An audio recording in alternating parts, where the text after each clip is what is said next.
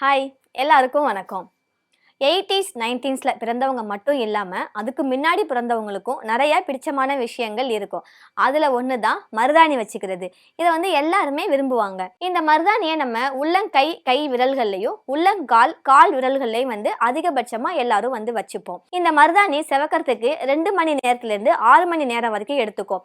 இனிஷியலா இது ஆரஞ்சு கலர்ல இருக்கும். அதுக்கப்புறம் போக போக ரெட் கலர், மெரூன் கலர் அது மாதிரி ஆகிட்டே இருக்கும். இது 6 டேஸ் வரைக்கும் நம்ம கையில டார்க்கா இருக்கும். அதுக்கப்புறம் கொஞ்சம் கொஞ்சமா நம்ம கையிலேருந்து அதை அழிய ஆரம்பிச்சிடும். அரௌண்ட் ஒரு 20 to 25 டேஸ்க்குள்ள நம்ம கையில இருந்த மருதாணியோட தடமே அழிஞ்சிடும். அவ்வளோ நாள் வரைக்கும் இந்த மருதாணி நம்ம கையில ரொம்பவே அழகா இருக்கும். இந்த மருதாணியை கையில மட்டும் இல்லாம சில பேர் தலைக்கும் பூசுவாங்க. அதுவும் நல்லதுதான். ஒயிட் ஹேர் இருக்கிறவங்களாம் இந்த மருதாணியை அரைச்சி தலையில அவங்க போட்டுக்கிட்டாங்கன்னா அந்த ஒயிட் ஹேர்லாம் ப்ரௌன் ஹேரா ஆயிடும்.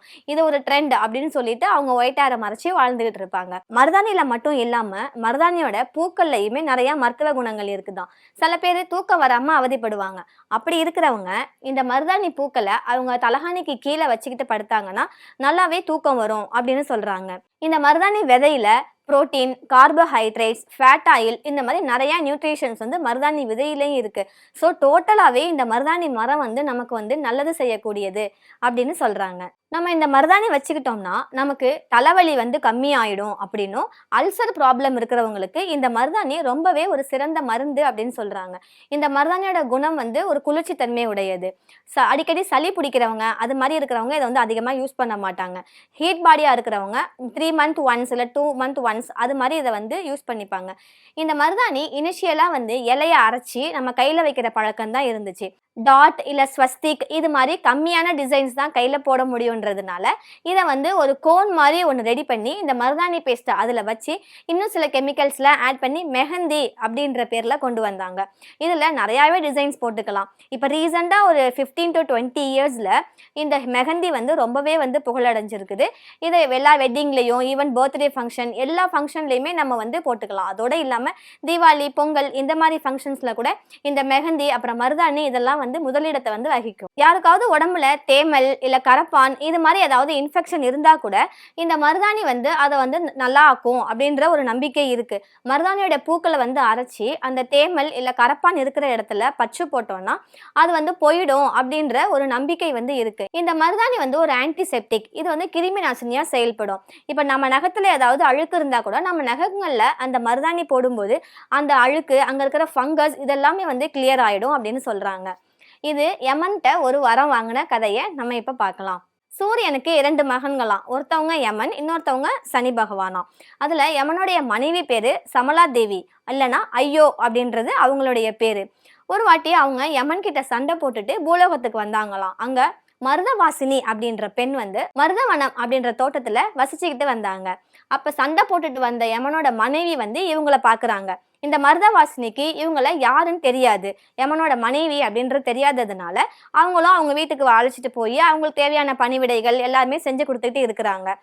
மனைவியோட பிரிவை தாங்க முடியாம யமன் அவங்க தூதர்கள்ட்ட நீங்க போய் என் ஒய்ஃப் எங்க இருந்தாலும் நீங்க அழைச்சிட்டு வாங்க அப்படின்னு சொல்றாங்க. யமனுடைய தூதர்கள் யமனுடைய மனைவியை கண்டுபிடிக்கிறதுக்காக பூலோகத்துக்கு வர்றாங்க.